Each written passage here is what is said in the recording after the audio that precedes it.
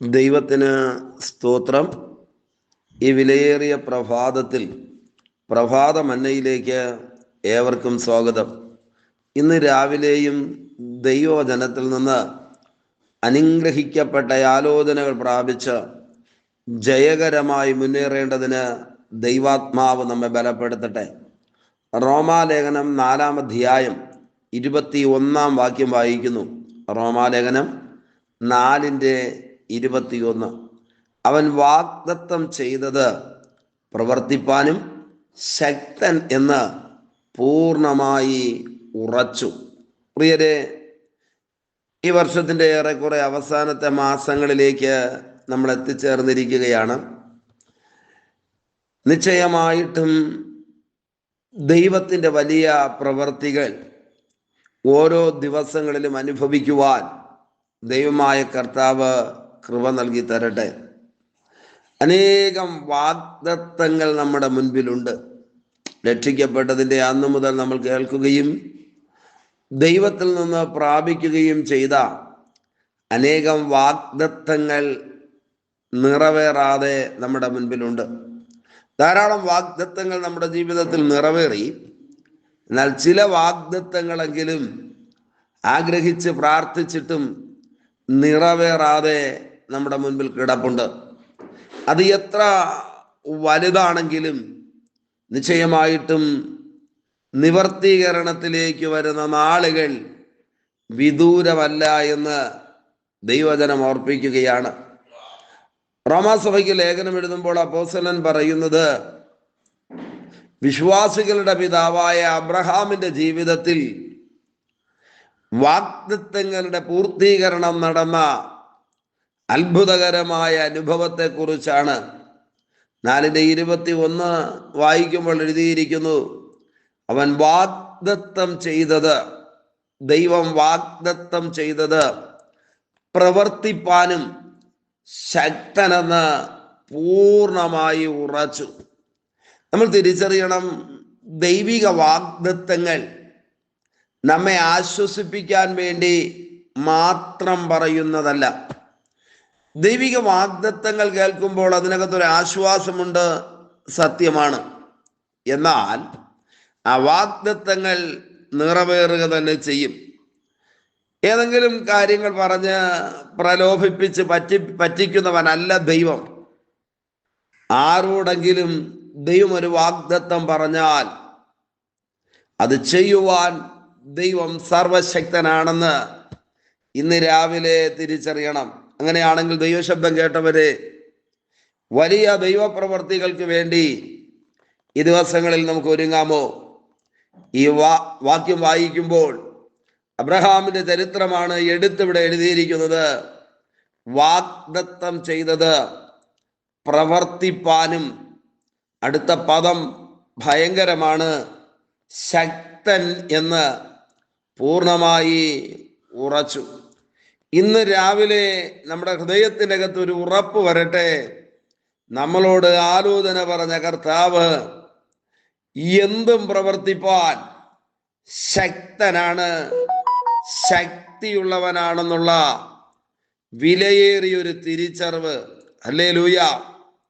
ഈ വാക്യത്തിനകത്ത് അതാണ് പറയുന്നത്. ആമേൻ. ഈ ഭക്തനായ മനുഷ്യന്റെ ഹൃദയത്തിനകത്ത് ഒരൽപ്പം പോലും സംശയമില്ലാത്ത പൂർണ്ണമായൊരു ഉറപ്പുണ്ടായിരുന്നു. വാഗ്ദത്തം ചെയ്ത കർത്താവ് പ്രവർത്തിപ്പാൻ ശക്തനെന്ന്. ആ പദം ഒരിക്കൽ കൂടെ ഞാൻ ആവർത്തിച്ചു പറഞ്ഞ് മുൻപിലോട്ട് പോകാം.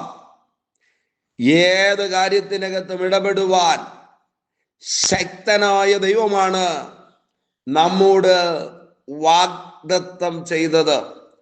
അതുകൊണ്ട് എന്താ നടന്നത്? 18 മുതൽ ഉള്ള വാക്യം നമ്മൾ വായിക്കുമ്പോൾ ആ 3 വാക്യങ്ങൾക്കകത്ത് 18, 19, 20 വാക്യങ്ങൾക്കകത്ത് രേഖപ്പെടുത്തിയിട്ടുണ്ട്. ദൈവം പ്രവർത്തിപ്പാൻ ശക്തനാണെന്ന്. ആമേൻ. ഉറച്ചതുകൊണ്ട് എന്താ സംഭവിച്ചത്? 18-ാം വാക്യത്തിനകത്ത് എഴുതിയിരിക്കുന്നു, നിന്റെ സന്തതി ഇവണ്ണമാകുമെന്ന് അരുളിയിരിക്കുന്നത് പോലെ താൻ ബഹുജാതികൾക്ക് പിതാവാകുമെന്ന് അവൻ ആശയ്ക്ക് വിരോധമായി ആശയോടെ വിശ്വസിച്ചു. പ്രിയരെ, സാഹചര്യങ്ങളൊന്നും അനുകൂലമല്ല, ചുറ്റുപാടുകളൊന്നും അനുകൂലമല്ല, സാധ്യത കണ്ടിട്ടല്ല വാഗ്ദത്വം നാം ഏറ്റെടുക്കേണ്ടത്. സാഹചര്യത്തെ നോക്കിയിട്ടല്ല ദൈവപ്രവൃത്തിക്ക് വേണ്ടി നാം കാത്തിരിക്കേണ്ടത്.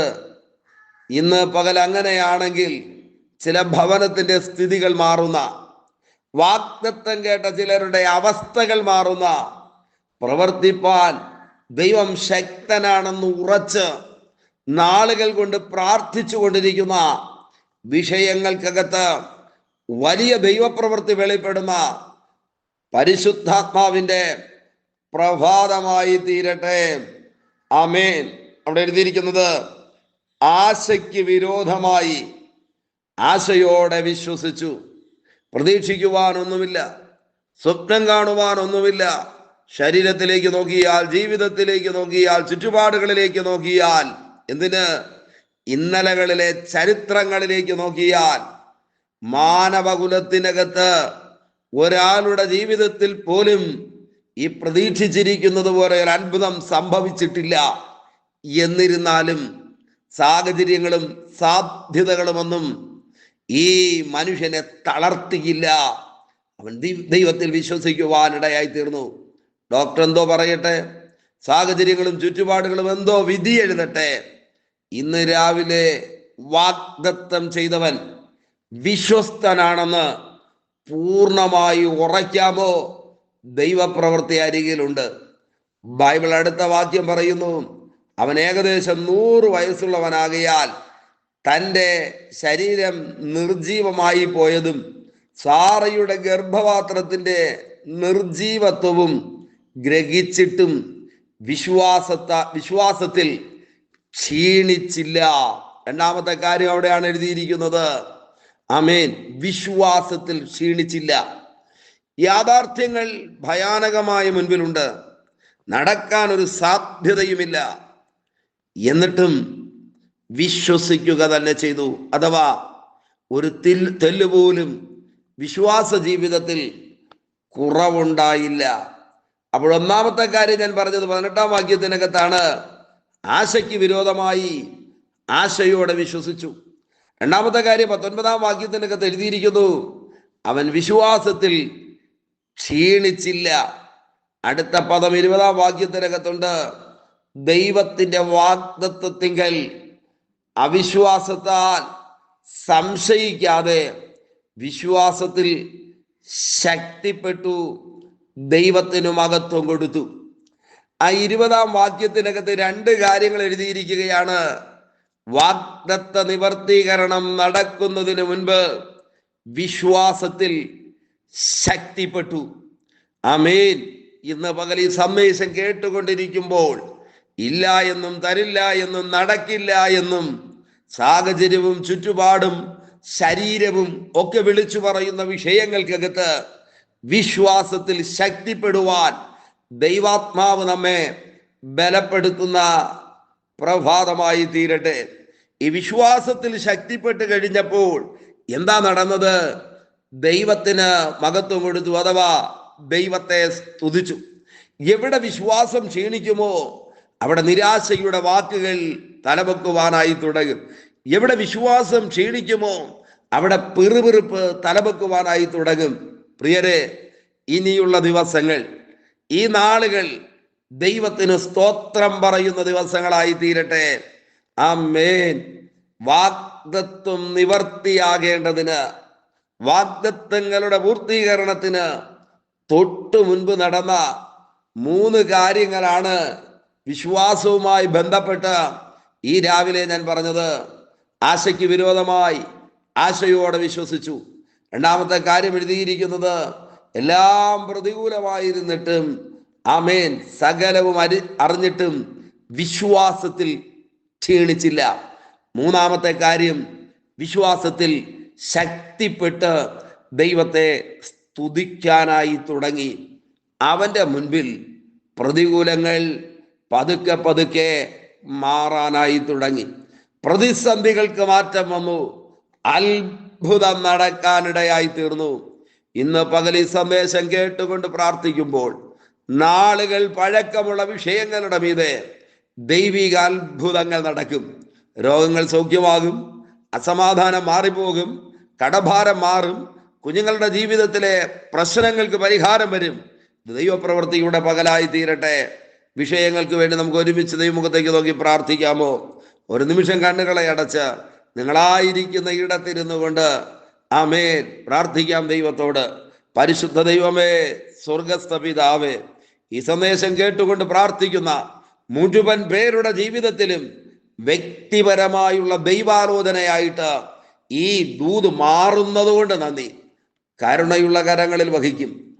അധികാരമുള്ള യേശുവിന്റെ നാമത്തിൽ പ്രാർത്ഥിക്കുന്നു. ഓരോരുത്തരെയും അനുഗ്രഹിക്കും യേശുവിന്റെ നാമത്തിൽ പിതാവേ, ആമേൻ, ആമേൻ. Okay, God bless you. ദൈവമായ കർത്താവ് എല്ലാവരെയും ധാരാളമായി അനുഗ്രഹിക്കട്ടെ. ആമേൻ, ആമേൻ.